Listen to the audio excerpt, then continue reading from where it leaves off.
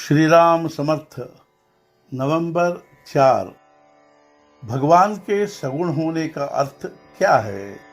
एक सज्जन मुझसे मिले।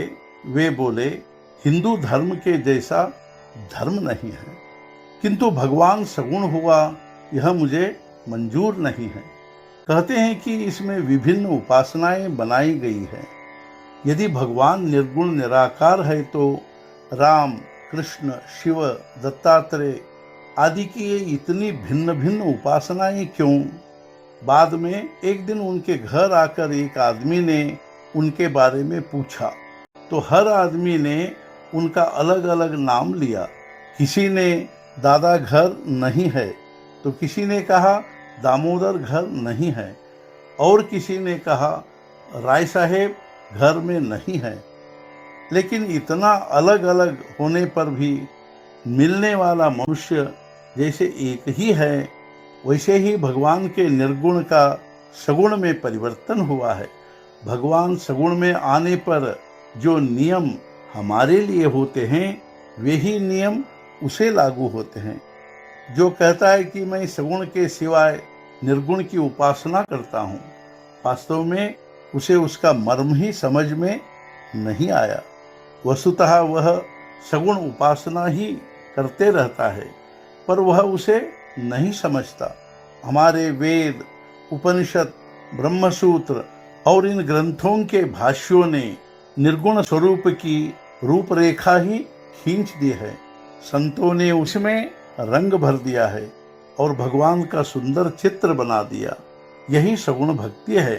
सगुणोपासना के सिवाय मोक्ष प्राप्ति नहीं होगी। उपासना का अर्थ है बहुत समीप होना और उपास्य के गुण स्वयं में उतारना। संतवर तुलसीदास जी ने इस प्रकार उपासना की कि वे स्वयं राम स्वरूप बन गए। उनकी रामायण सुनते सुनते मनुष्य लीन हो जाता है। राम रूप बनने के लिए राम की तरह निस्वार्थी बनना चाहिए। राम ने संसार मेरे लिए है ऐसा न कहते हुए मैं संसार के लिए हूँ ऐसा कहा है। यही सच्चा परमार्थ है।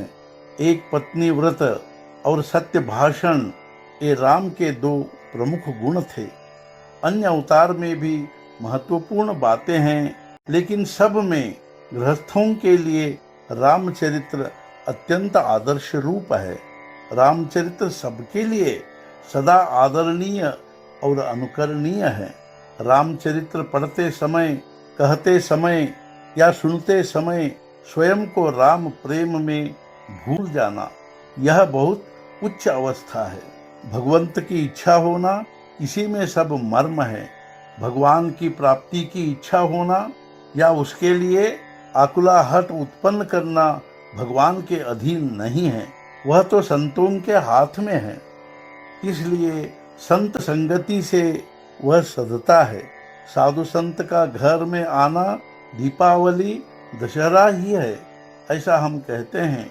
संत दशहरा लाते हैं, फिर दीपावली अपने आप आती है। हमारी वृत्ति विषय रूप हो गई है, उसे मिटाकर संत हमें सन्मार्ग पर ले जाते हैं। वही सच्चा मुहूर्त या मंगल क्षण होता है जिस दिन हमारी वृत्ति भगवान की ओर आकर्षित होने लगती है। आज का मुख्य विचार, भगवान के प्रेम के कारण जिसे संतोष प्राप्त हुआ वही सच्चा भाग्यवान है। सद्गुरुनाथ महाराज की जय। जय जय रघुवीर समर्थ।